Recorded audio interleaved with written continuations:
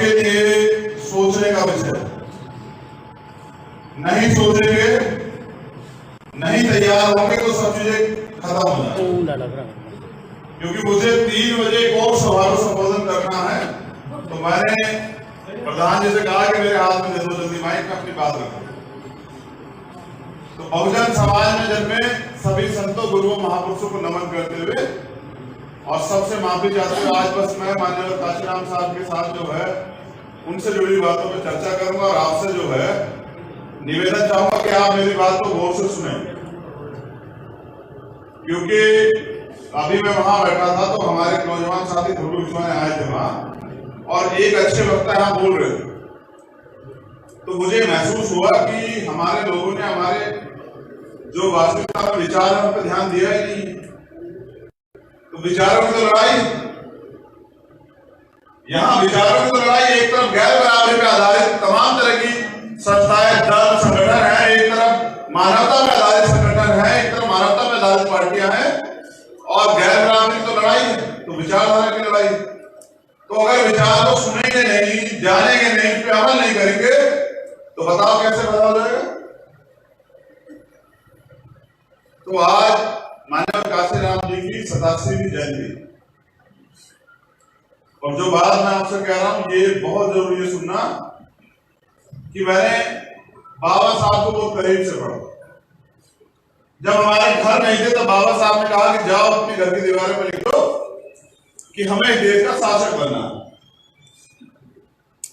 तब हमारे लोगों पे पक्के मकान भी नहीं थे, दीवारें कहां से होंगी, लेकिन एक सपना था कि आने वाले कल में जो संविधान मैंने दिया है, इसमें जो वोट की ताकत मैंने दी है, इसमें जो तमाम तरह के संवैधानिक अधिकार मैंने दिए हैं, जिस दिन हमारे लोग पढ़ लिख के समझ के तैयार हो जाएंगे और अपनी जिम्मेदारी को समझेंगे तो इनके घर भी बन जाएगा। इस सपने को ये लोग जिंदा रखेंगे।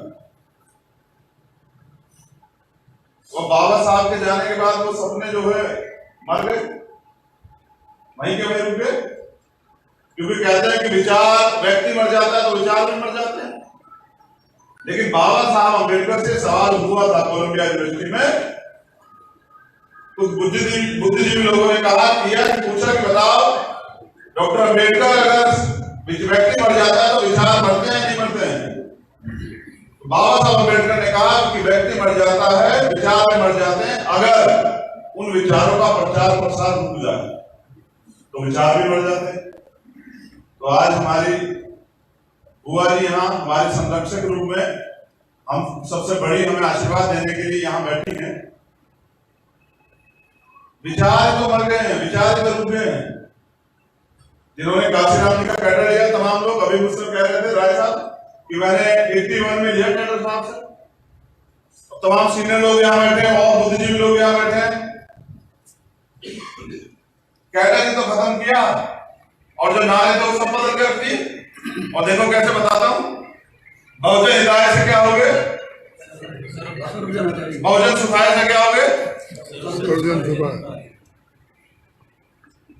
और कह रहे हैं जिसकी इतनी संख्या भारी उसकी इतनी हिस्सेदारी। तो बताओ किसकी संख्या भारी और किसकी हिस्सेदारी? जो लोग आपके हाथ का छुआ पानी नहीं पीते उनको नेतृत्व दे दिया है कि वो विधानसभा लोकसभाओं में आपका नेतृत्व कर रहे हैं। जिन्होंने गैर बराबरी पे आधारित व्यवस्था को चलाया, पाला, पोसा और आप पर लागू करके रखा, आपको बिछाड़ के रखा, आपको दबा के रखा, आपको लगता है वो आपके अधिकारों में लड़ लेंगे? आपको लगता है वो आपका भला कर देंगे? जो आज भी आपके तमाम तरह के अधिकारों से परेशान है और सोचते खत्म हो जाए और उसके लिए नए रास्ते ढूंढते हैं, आरक्षण के खिलाफ आंदोलन करते हैं, SC/ST के खिलाफ आंदोलन करते हैं, संविधान के खिलाफ आंदोलन करते हैं, संविधान को जलाते हैं। आप उनके भरोसे पड़े हो। आप कहते हो बीजेपी कांग्रेस जो है यहाँ अपनी, आप हमें अभी हमारा भैया कह रहा था कि कहते हैं कांग्रेस अपनी पार्टी है, हमारी सरकार है। इस सरकार ने कहा है, एक अभी मुझे पाजी ने दिया कि बताओ उनका नारा था RT एक्ट 2009, कौन सा? Right to education act. Right to education act जो है ना, सरकार बनने से पहले उन्होंने कहा, प्रेस कॉन्फ्रेंस करके उनके तमाम नेता यहाँ थे कि जब हमारी सरकार आएगी तो हम इसको लागू करेंगे, राइट टू एजुकेशन जो है इसे लागू करेंगे। और अब उनकी सरकार जाने वाली है तो लाभ नहीं किया, समझ रहे? तो अगर आपको अपने अधिकार चाहिए तो आपको उसके लिए लड़ना होगा, और बिना संघर्ष के सत्ता कभी नहीं मिलती। ये माननीय काशीराम साहब का करते। तो मैंने जिस दिन महसूस किया कि नहीं, यहां तो सब उल्टा हो गया, काशीराम जी की विरासत तो है, सिद्धांत तो छोड़ दिए, यहां तो सारे नारे पलट दिए हैं। कहा था वोट हमारा, राज तुम्हारा, नहीं चलेगा, नहीं चलेगा। वोट भी हमारा, राज भी उनका, राज चल भी रहा है, हम लोग हासिल में भी हैं। कहा था जो बहुजन की बात करेगा वो दिल्ली में राज करेगा, और राज कौन कर रहे हैं? सबका साथ सबका विकास वाले हम लोग कहां हैं? तो मेरा कहना आपसे ये है, बड़ी बड़ी बातें करने से कुछ नहीं होगा। माननीय काशीराम ने जो कहा था ना, अगर उसे आप पढ़ लें, उसे समझ लें। हम जयंती उत्सव पे इसलिए इकट्ठा हुए, पता क्या? कि हम उनके विचारों का आदान प्रदान कर सके। जो मुझे पता है मैं आपको बता दूं, जो आपको पता है वो आप हमें बता दें, और हम सब मिलकर उनके विचारों पे चले। तो उन्होंने कहा कि जिस समाज की गहराई जड़ें मजबूत नहीं होती उनकी राजनीति कभी कामयाब नहीं होती। तो गहराई जड़ें मजबूत कैसे होती है? एक जाति से।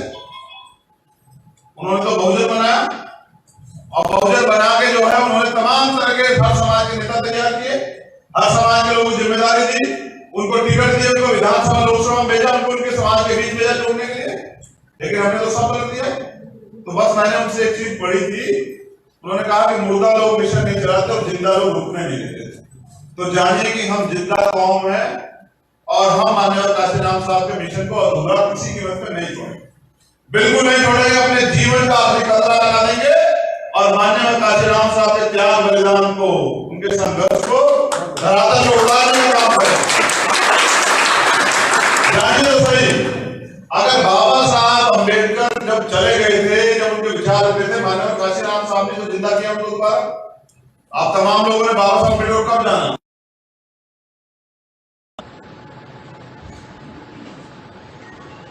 एक फकीर, एक संत, एक योद्धा,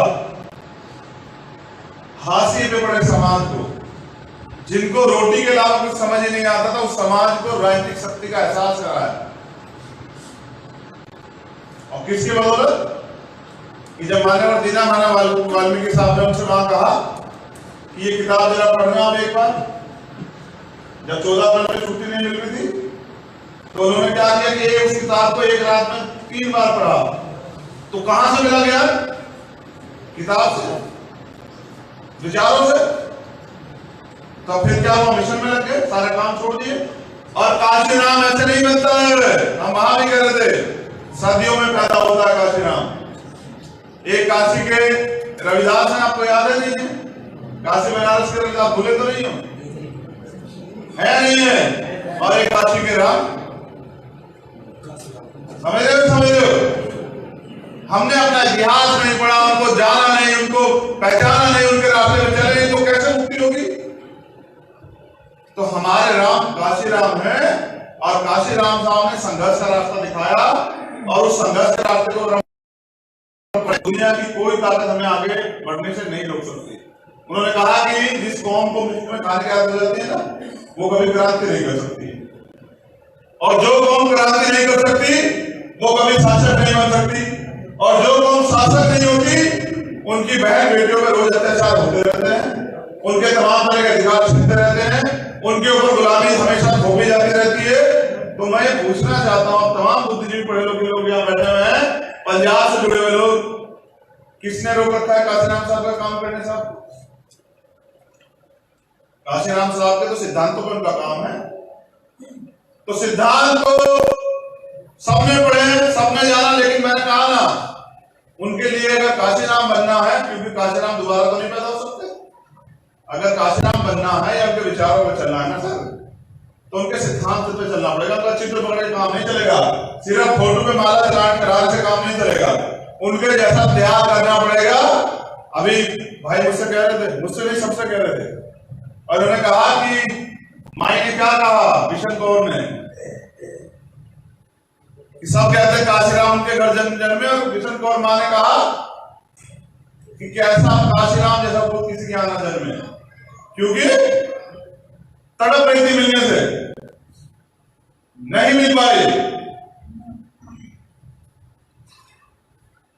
ऐसे थोड़े बने काशीराम, संघर्ष किया, बलिदान किया। बाबा साहब के त्याग को तो पढ़ा उन्होंने कि किस तरह अपने 4 बच्चे कुर्बान करके, तो अपनी पूरी जिंदगी कुर्बान कर दी, नौकरी छोड़ दी, घर छोड़ दिया, परिवार छोड़ दिया, सबको 1 इंच जमीन नहीं लेके गए।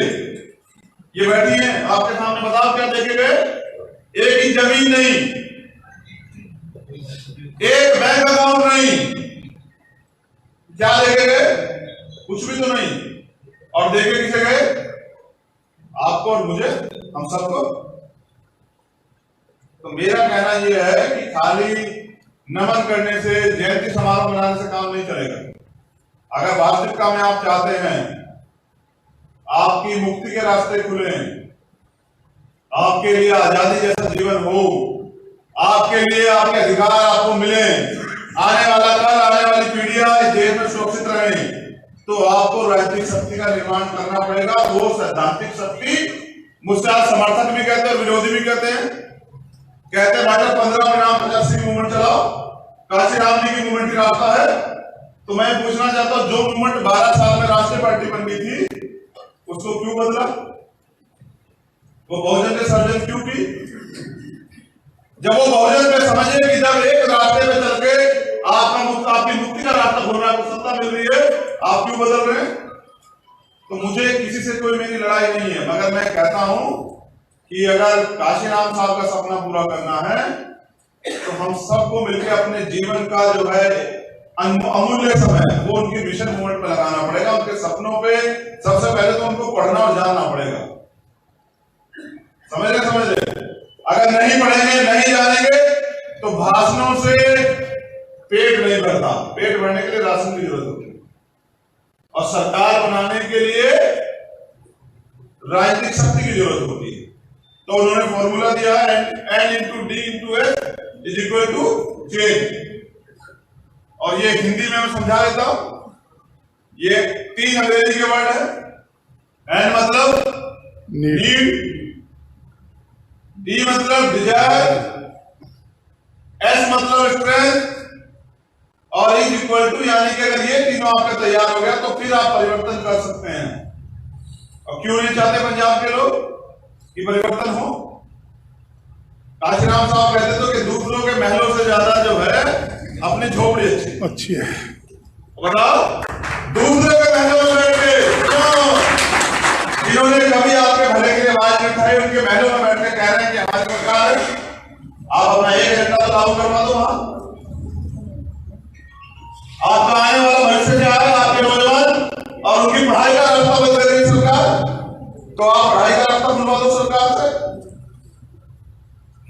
मैं ज्यादा समय पंजाब में इसलिए नहीं देता क्योंकि पंजाब की धरती से जो है ना बल मिलता, इतिहास बल देता। और बाबा साहब अम्बेडकर ने राष्ट्रपिता ज्योतिबा फुले को अपना गुरु माना, देखा नहीं उनको? देखो काम की बात बता रहा हूं, जो लोग बड़े बड़े भाषण देते कहते हैं कि नहीं हम उत्तराधिकारी, हम विरासत के मालिक हैं। बाबा साहब अम्बेडकर ने राष्ट्रपिता ज्योतिबा फुले को देखा नहीं, और इसका प्रमाण यह है कि 90 में ज्योतिबा फुले चले गए, 90 में 1890 में 91 में बाबा साहब पैदा हुए। तो जो 1 साल बाद पैदा हुए हो उन्होंने कैसे देखे ज्योतिबा फुले को? लेकिन ज्योतिबा फुले के विचार सुन के, पढ़ के, परिवर्तन का रास्ता सुन के उन्होंने उनको गुरु माना। और मैंने काशीराम साहब को इसलिए गुरु माना क्योंकि मैंने देखा कि एक एक क्षण मैं उस धरती से आता हूं जहां मानव काशीराम साहब 96 में चुनाव लड़े सहारनपुर, और काशीराम को उस समय नकली राम थे, वहां उन्होंने हरा दिया असली राम को। असली राम को नकली राम ने हरा दिया। तो मेरे दिल में पीड़ है, क्योंकि अगर उस समय बाबूजी जीत जाते तो ऐसा माहौल बनाया हुआ था माननीय काशीराम साहब ने कि 96 में आपका प्राइम मिनिस्टर बन जाता, और सत्ता की कुर्सी पे जहां सपना देखा करते थे बाबू साहब कि हमारा प्रधानमंत्री बने, वहां जो है आपका राज होगा।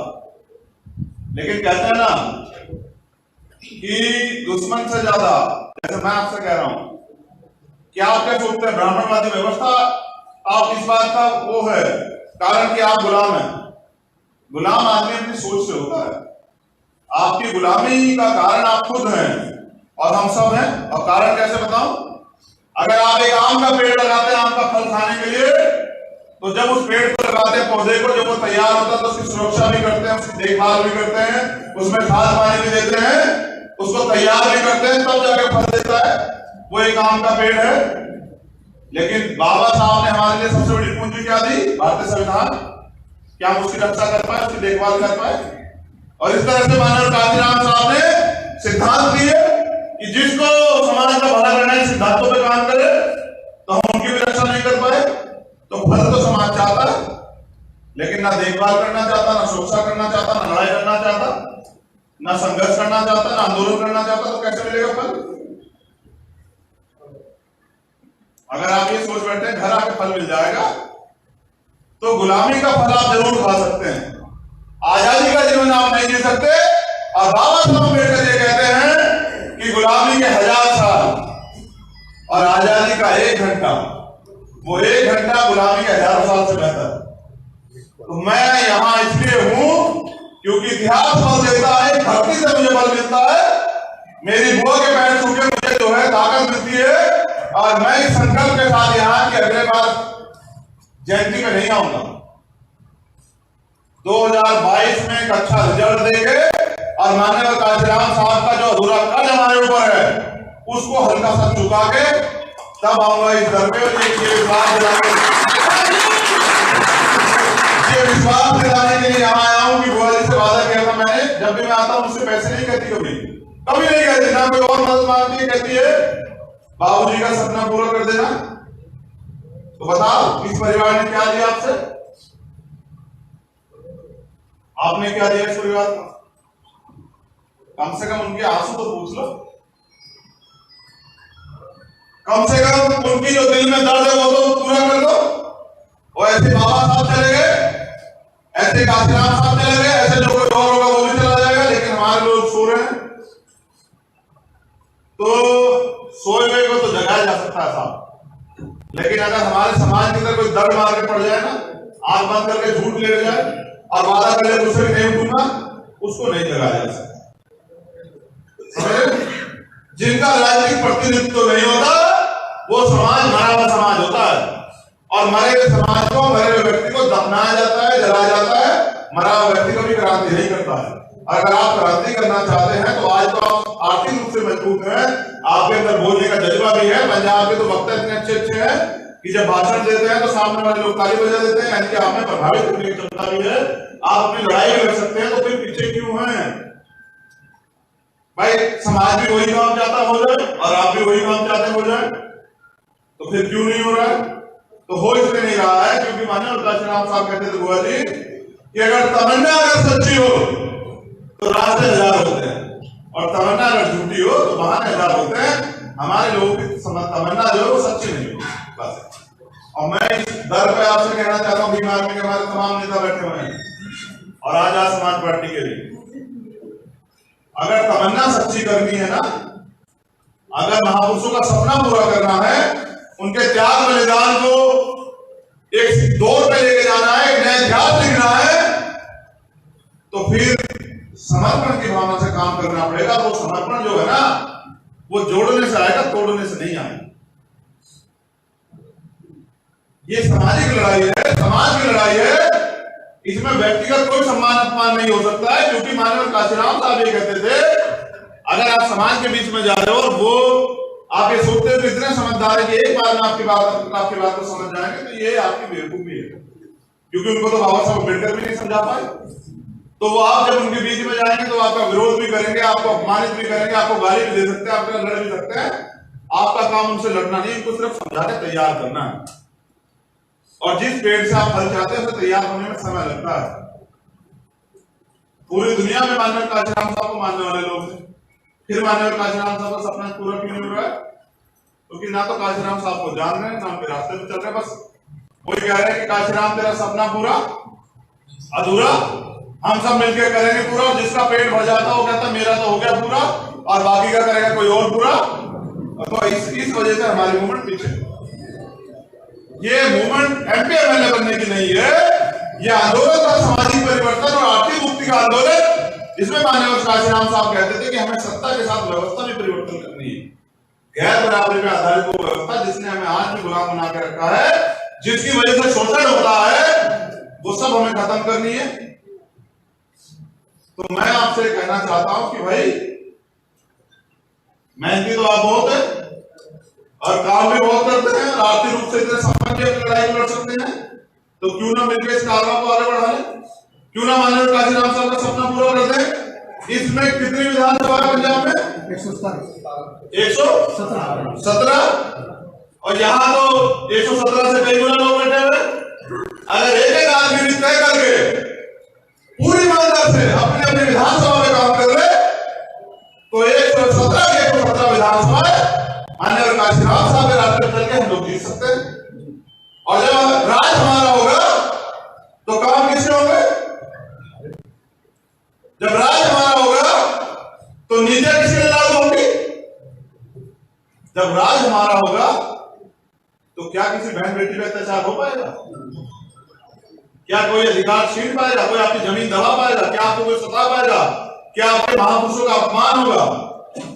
तो मुझे बस इतना आपसे कहना था, और बाकी मैं कुछ लोगों को इंट्रोडक्शन करवा देता हूं। आप एमएल तोमर है, हमारे प्रभारी हैं पंजाब के, और ये आपको लगातार मिलते रहेंगे। मैं चाहूंगा कि आप इनको समय दें, मीटिंगें करवाएं कि अपनी बात को आप लोगों के बीच सहयोग से जनता के बीच में लेके जाएं। पहली बात, ये हमारे पंजाब के प्रधान है आजाद समाज पार्टी के राजीव कुमार डगली जी, ये भी आपके बीच में रहेंगे। मैं उम्मीद करूंगा कि आप इनको भी मदद करेंगे। ये एडवोकेट इंद्रजीत जी हैं, मैं अनुरोध करूंगा कि आप इनकी मदद करें। ये सब लोग अपने घर का काम छोड़ के अपने महापुरुषों के आंदोलन को आगे बढ़ाने के लिए निकले। ये सतविंदर गुरु जी हैं, मैं इनका भी आपसे परिचय कराना चाहता हूँ। यहाँ मंजीत सिंह नोटियाल है, हमारे भीम आर्मी के राष्ट्रीय उपाध्यक्ष हैं, ये भी आपके बीच आते रहेंगे। इनके बाद कमल कुमार बराड़ा जी हैं, हमारे हरियाणा के भीम आर्मी के प्रदेश अध्यक्ष हैं, तो आप जानते ही हैं। हमारे पंजाब के प्रधान बलवीर गर्चा जी हैं भीम आर्मी के, मैं उनसे भी अनुरोध करता हूँ वो भी आप कर सकते हैं। हमारे यशवंत राय जी हैं जो बहुजन समाज पार्टी के प्रधान थे और आज अपने घर में जो है राष्ट्रीय के आजाद समाज पार्टी कुल में शामिल हुए। मैं उनका धन्यवाद करता हूं। और ये कुलविंदर भाई जी हैं हमारे साथी, और ये बिट्टू रविदास जी हैं, विजय कृष्ण भाई हैं,